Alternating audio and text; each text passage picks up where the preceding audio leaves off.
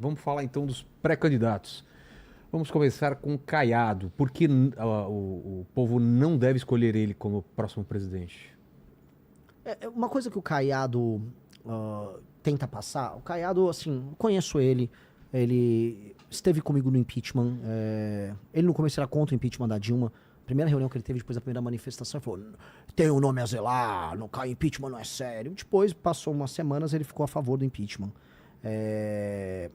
Ele não é uma figura líder, por mais que ele tenha uma postura de autoridade. Acho ele um bom governador, tá? Acho que ele tem qualidades como governador. Não é essa Brastemp que ele, mas é um bom governador, ponto. Não vou ser grosseiro com uma figura que sempre tive uma relação positiva com o Caiado. Agora, para você liderar o Brasil, você tem que liderar seu próprio grupo. O Caiado é o líder do partido dele? Se o Caiado for agora pegar um avião lá do Goiás, Ronaldo Caiado sai do Goiás, vai ir lá pro Rio de Janeiro e pousar e falar pro Eduardo Paes, do PSD, do partido dele, faça campanha pra mim, ele vai falar, não, eu faço campanha pro Lula. O Paes, ele tá na campanha do Lula. E se ele for pra Bahia, o PSD da Bahia tá com o Jerônimo, tá também no fundo com as esquerdas. Se ele for encontrar o Braide, lá no Maranhão, o partido dele não tá com ele. Se o seu partido não tá com você, como é que você vai querer liderar um país? Como é que você tem uma candidatura? Então, essas coisas, assim, eles tinham que contar pra população. Olha, primeiro tentar convencer os membros do meu partido. Isso já tira boa parte de qualquer, vamos dizer, sentimento de seriedade na candidatura dele. No fundo, pode ser que ele esteja sendo usado, às vezes, de boa vontade, pelo Kassab, que é uma raposa, que tá no governo do Tarcísio e no governo do Lula ao mesmo tempo, pra ficar se posicionando no tabuleiro e conseguir garantir o apoio pra alguém, pra negociar, retirar a candidatura do próprio Caiado. E aí o Caiado está sendo usado pelo Kassab, que já usou Ratinho, já usou Leite. Tá com todo mundo. Nunca confie em ninguém que é todo mundo ao mesmo tempo. O Kassab tá com todo mundo ao mesmo tempo. E agora tá usando a figura do Caiado nisso. Então, ele não lidera o próprio bloco. Ele falou que a preferência dele era o Tarcísio, né?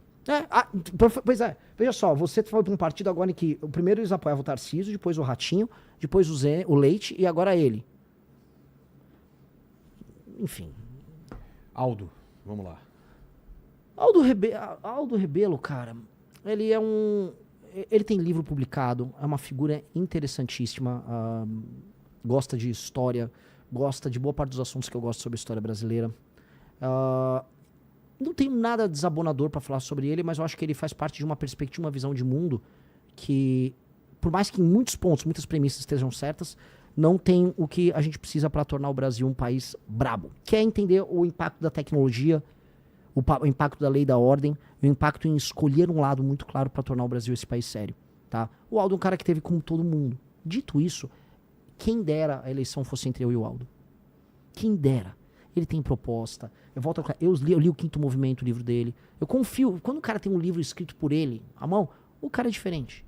Então, meu projeto é melhor, meu grupo é maior. Eu tenho um partido que eu criei com as pessoas ao redor. Sou, portanto, um líder apto a isso. O Aldo tá num partido pequeno que estava negociando agora a saída dele, que é o Democracia Cristã. Então,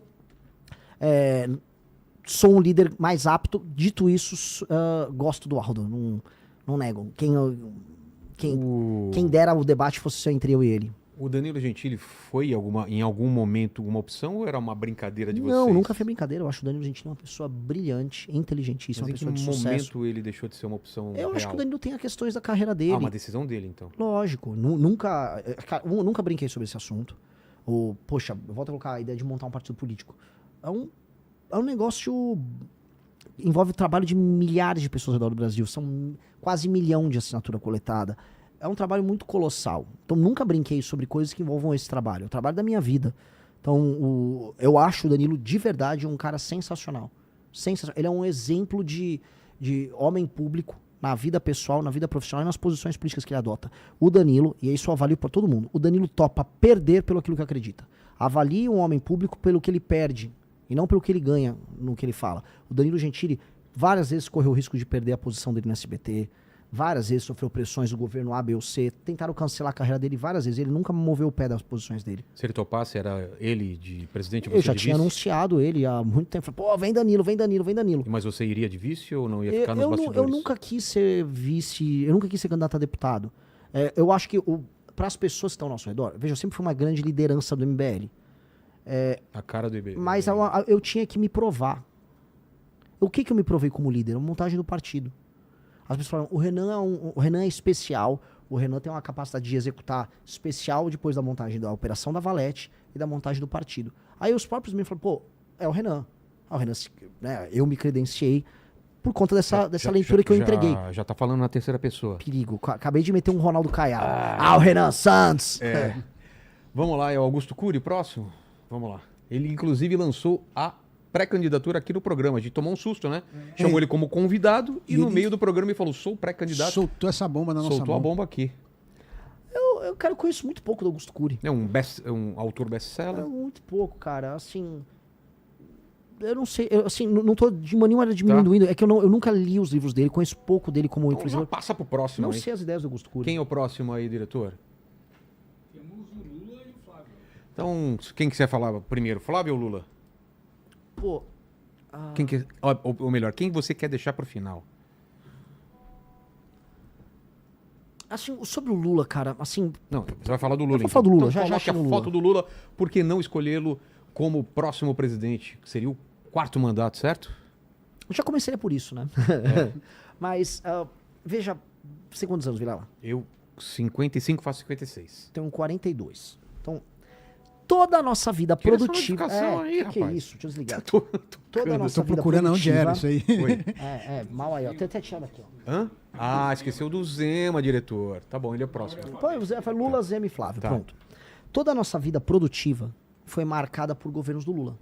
A gente se tornou mais produtivo, a gente investiu nas nossas carreiras, a gente tomou as decisões como homens maiores de idade em um país governado basicamente por ele ou pela sucessora dele, pela Dilma.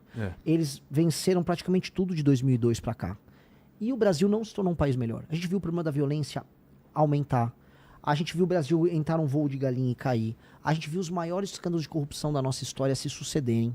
A gente viu a gente se alinhar a um bloco internacional de nações que cometem os crimes dos mais diversos. A gente financiou a ditadura na Venezuela, a gente financiou a ditadura na África. A gente viu o início de discussões no Brasil sobre ódios interregionais. A gente viu o PT dividir o Brasil. A divisão que a gente tem no Brasil, falando, é o direito civil. Mentira, quem dividiu como política foi o PT.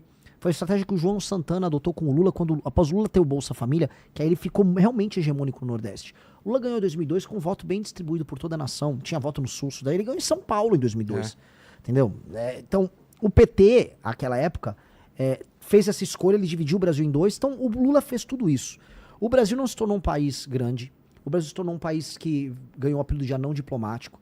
O Brasil perdeu todas as grandes oportunidades de se tornar uma das grandes nações da história. Se o Brasil tivesse feito as reformas de competitividade que a gente está falando em fazer, que eu comentei hoje num programa, durante o governo Lula nos anos 2000, o Brasil teria estourado, deslanchado. Se previdência, reforma administrativa, se reforma trabalhista, se, vamos dizer, o cuidado com a questão fiscal permitindo que os juros ficassem baixos, tudo isso acontecesse naquela época, o Brasil tinha infraestrutura, empresas se instalavam aqui, tinha complexidade, o mundo era outro.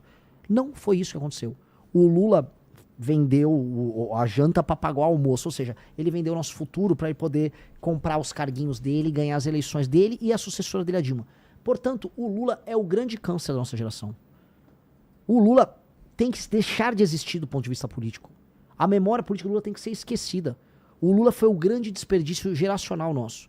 E o Lula também representa uma geração, os sonhos da geração dos anos 60, 70 no Brasil, meio de esquerda e tal, que não larga o nosso pé. Não larga, parece que a gente tem que viver o tempo todo o sonho daquela pessoa que assistiu o filme Ainda Estou Aqui, as brigas da ditadura militar, aquelas categorias de pensamento idiotas. O Lula tem que sumir, vai dar pombo pro milho, Lula, vai cuidar da Janja. Já deu, o governo dele cansou, ele mesmo tá cansado. Todo mundo percebe que o Lula já não consegue raciocinar direito, ele tá cansado, ele tá sem energia. Esse homem sem energia, deprimido, cansado, que já não sabe qual é o projeto dele do Brasil, tanto que qual é a proposta dele? Pé de meia, vou te dar uma graninha pra você ir pra aula. Ir pra aula é obrigação. Vou te dar um botijão de gás.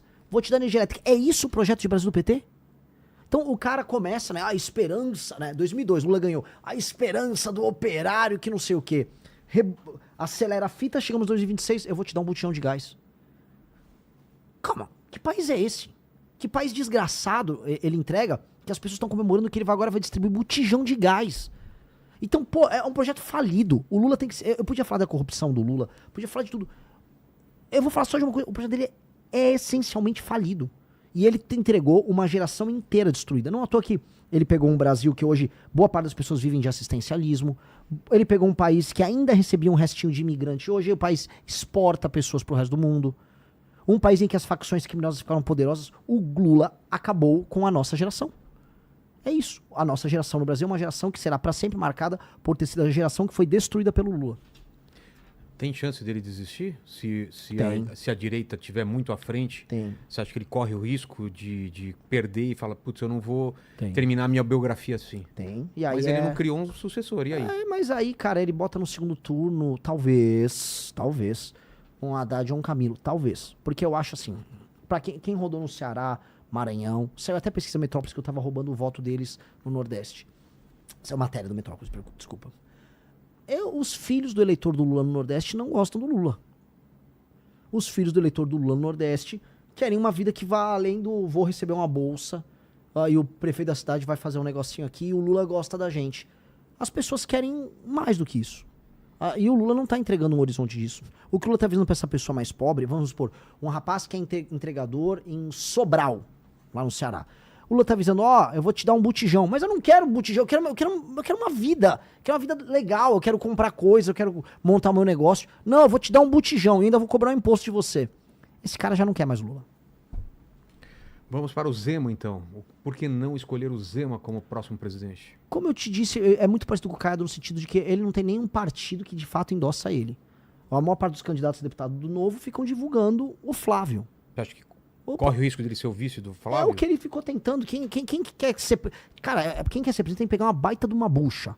Uma bucha gigantesca. Quero ser vice do Flávio. Pô, assim, lidere teu time, seja o líder inspirador que vai pegar então o Partido Novo e pegue todos os seus pré-candidatos ao governo e faça endossar publicamente. E começa a entender que assim, você não é a alternativa 2 ao Flávio. Todos nós, eu, Zema, Caiado, teremos que arrancar voto do Flávio, que são as pessoas que são conservadoras, que foram enganadas por anos pela família Bolsonaro. E aí ele fica falando em ser vice? Vice? Por que adianta denunciar o STF se o cara que faz o acordo com o STF pra beneficiar o Banco Master, que é o Flávio, é tratado por ele como um cara normal? Não dá, cara. Não dá. Isso não dá.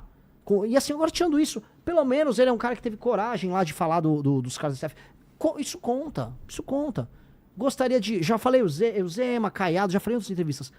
Poderia compor um grupo com a gente lá numa gestão minha? Entendi. De forma clara. Por mais que eu não concorde com a postura e acho que quando eu tive com o MBL sozinho apontando os erros do governo Bolsonaro, eles não tiveram coragem de apontar.